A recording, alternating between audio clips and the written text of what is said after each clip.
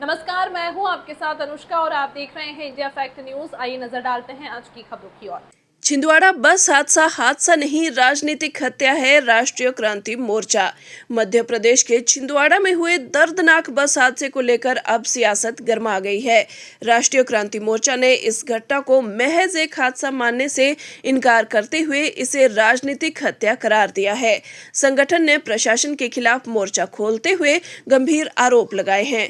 राष्ट्रीय क्रांति मोर्चा का कहना है कि अनफिट बस में ग्रामीणों को ठूंस कर ले जाया गया, जिसके चलते ये भयावह हादसा हुआ। संगठन ने जनपद सीईओ डीके करपेती, कार्यक्रम प्रभारी और संबंधित आरटीओ अधिकारियों के खिलाफ कड़ी कार्रवाई की मांग की है।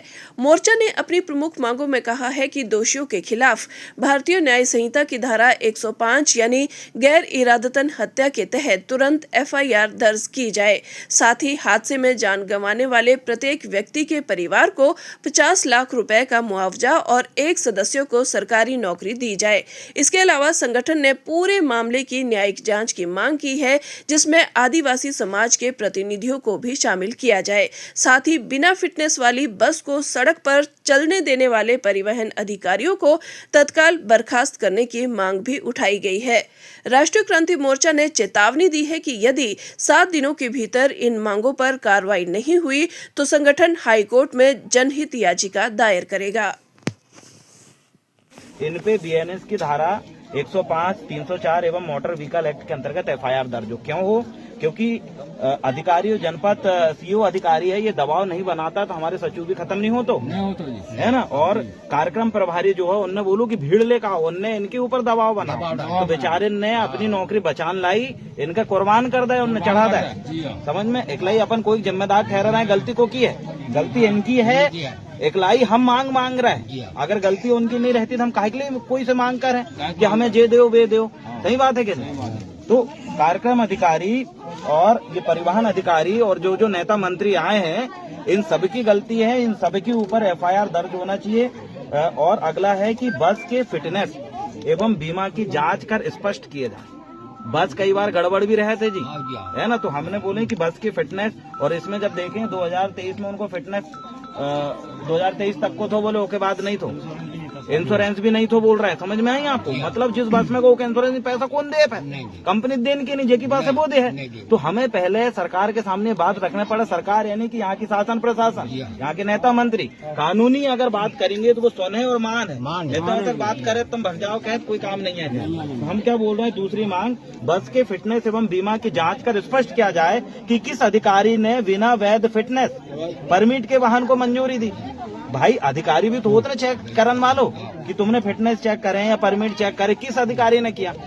इतनी का हड़बड़ी थी कि 10 लोग मर गए उसके गलती के चक्कर में। कार्यक्रम जो अधिकारी वो गलती के चक्कर में ये गए ना। अगली तीसरी मांग है, मृतकों के परिजन को लगभग 50 लाख रुपए मुआवजा दे। क्यों दे? क्योंकि हमें गलती परिवार की नहीं है।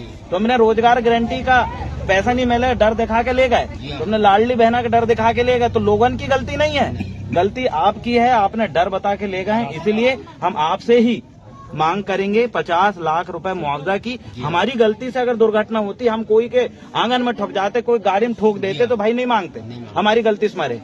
उनकी गलती से हमारे लोग 10 लोग गए हैं, इसलिए 50 लाख रुपए का मुआवजा और सरकारी नौकरी परिवार के एक सदस्य को। ये गुड़िया है, नहीं बैठ जाओ। अब जो परिवार की बेटी है उनकी, अब सोचो जो पीछे जो कच्चो मकान है, शांत रहे, पीछे जो कच्चो मकान है, इतने बड़े बड़े नेता है, पेपर में दिखाने तो ना सच्चाई काट ली छुपर है, दिखाने तो कि भाई पीछे कच्चों से मकान है और वो बिटिया के पापा नहीं है और उसकी अकेली एकमात्र मम्मी पालन पोषण वाली थी।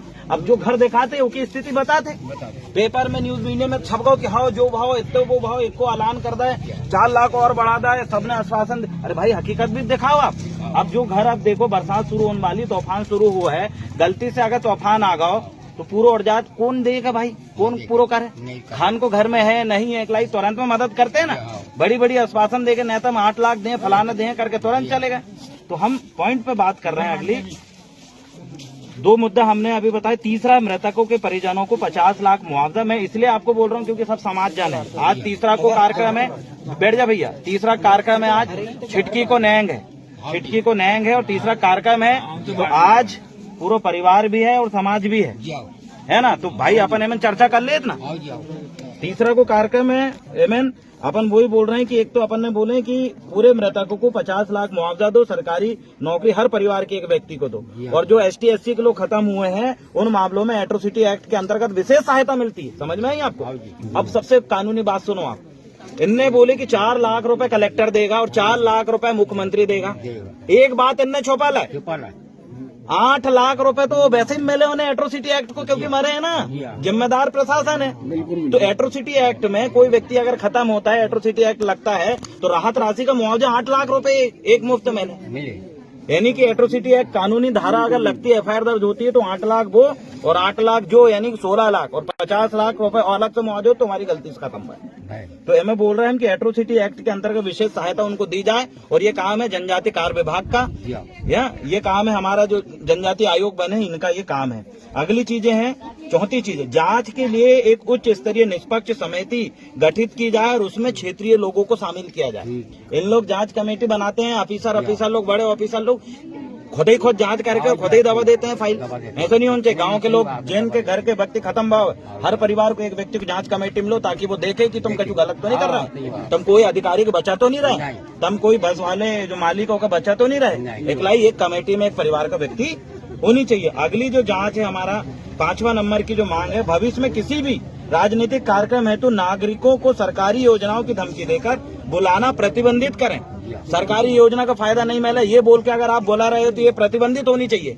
ये मांग हम कर रहे हैं, और इसमें है कि इसे स्पष्ट दिशा निर्देश जारी करें। इसके लिए एक अलग से निर्देश जारी करें कि भाई सरकारी कार्यक्रम के लिए कोई इस तरीके से धमकी देकर ना बुलाएं। अगली और अंतिम मांग इसमें अपन ने रखे हैं, जो कि 6वां नंबर की है। जनपद पंचायत मोखेड़ CO द्वारा जारी पत्र क्रमांक 1104 को साक्ष्य के रूप में, यानी सबूत के रूप में संलग्न करते हुए हम मामले की जांच प्रारंभ करने की मांग कर रहे हैं। इस तरह की चीजें अपन ने लिखी। जैसे कि आप सब देख पा रहे हैं कि आज हम लोग सभी ग्रामवासी और छिंदवाड़ा से काफी हमारे साथीगण यहाँ पे उपस्थित है करेर गांव में। यहाँ पे जो बस हादसा हुआ था पूर्व में, उसके संबंध में हम लोग आज यहाँ पे चर्चा करने आए हैं। जो भी पीड़ित हैं, जिनके परिवार ने अपने खास व्यक्तियों को खोया है इस गांव से, और उस बीच हमारी छोटी बहन यहाँ पे बैठी है, शीतल इब्नाती जी, वो भी यहाँ पे बैठी है। इन्होंने अपनी माँ को यहाँ पे इस हादसे से खोया है। तो हमने यहाँ पे विचार विमर्श करा और इनकी सहमति ली है, और इनसे ही पूछा है कि आपकी क्या मांग है। और वो मांग हमने आज यहाँ वीडियो के माध्यम से मैं आपको बताना चाह रहा हूँ। इनकी सीधी सीधी ये मांग है कि हमारे एक एक परिवार के व्यक्ति को एक एक सरकारी नौकरी मिलनी चाहिए, साथ ही साथ 50-50 लाख का मुआवजा मिलना चाहिए। और इसके लिए हमने प्रशासन को 1 हफ्ते का मौका दिया है। अभी हम 2 दिन के अंदर अंदर SP कार्यालय और कलेक्टर महोदय को ज्ञापन दे देंगे ये मांग के साथ। अगर वो मांग हमारी हफ्ते भर के अंदर पूरी नहीं होती है तो हम सर्वसहमति से सभी ग्रामवासी मिलके जो 10 पीड़ित है, 10 परिवार के लोग हैं जिन्होंने अपने व्यक्ति को खोया है, उनके साथ एक धरना प्रदर्शन करेंगे। बहुत बड़ा उग्र आंदोलन हम छिंदवाड़ा जाम की आज यहाँ पे इस वीडियो के माध्यम से घोषणा करते हैं। तो ये सीधा सीधा चेतावनी है, क्योंकि ये राजनीतिक कार्यक्रम की वजह से आज हमारे इस गांव के व्यक्ति लोग पूरे सूली पे चढ़े हैं। आज बस जो एक्सीडेंट हुआ है वो कहीं ना कहीं राजनीति का शिकार हुआ है। तो ऐसे चीजों का हम आगामी समय में विरोध करते आए हैं, और साथ ही साथ हम इस बहन को आज आश्वासन देके जाते हैं, कोई आपका साथ दे अथवा ना दे, आपके ये भाई तत्पर आपके लिए खड़े हैं। आपकी जहां भी जरूरत पड़ेगी, आधी रात को जरूरत पड़ेगी, आप हमें कॉल करना, हम आपके लिए आकर यहाँ पे खड़े हो जाएंगे। आपको किसी से डरने की जरूरत नहीं है, किसी से घबराने की जरूरत नहीं है। जहां भी जरूरत है, कोई डराने आएगा, कोई बहकाने आएगा, आपकी उनकी बातों में आना नहीं है। आपका सीधा सा ये मांग होना चाहिए कि जो हमारे 10 लोग यहाँ पे मरे हैं, उनके एक एक परिवार को नौकरी मिलनी चाहिए, और मुझे भी नौकरी मिलनी चाहिए, क्योंकि आपके माता पिता आज इस दुनिया में नहीं है, आप अकेली हो गई है ना। तो आपकी मांग यही होनी चाहिए। और इस वीडियो के माध्यम से भी हम सभी को कहते हैं, जब भी हम आंदोलन की घोषणा करेंगे तो जनहित के नाते, एक इंसानियत के नाते आप इस आंदोलन में बढ़ चढ़ के हमारा सहयोग करेंगे। बस इतनी आशा और उम्मीद करते हैं। बहुत बहुत धन्यवाद। फिलहाल अभी के लिए इतना ही। आपको आज की यह खबर कैसी लगी कमेंट में जरूर बताएं, और यदि आप हमारे चैनल पर विज्ञापन देना चाहते हैं तो नीचे दिए गए ईमेल ID या कॉन्टैक्ट नंबर पर संपर्क कर सकते हैं। और इंडिया फैक्ट न्यूज से जुड़ने के लिए हमारे पेज को लाइक और सब्सक्राइब करना ना भूलें। अगली खबर तक के लिए फिलहाल मुझे दीजिए इजाजत। धन्यवाद।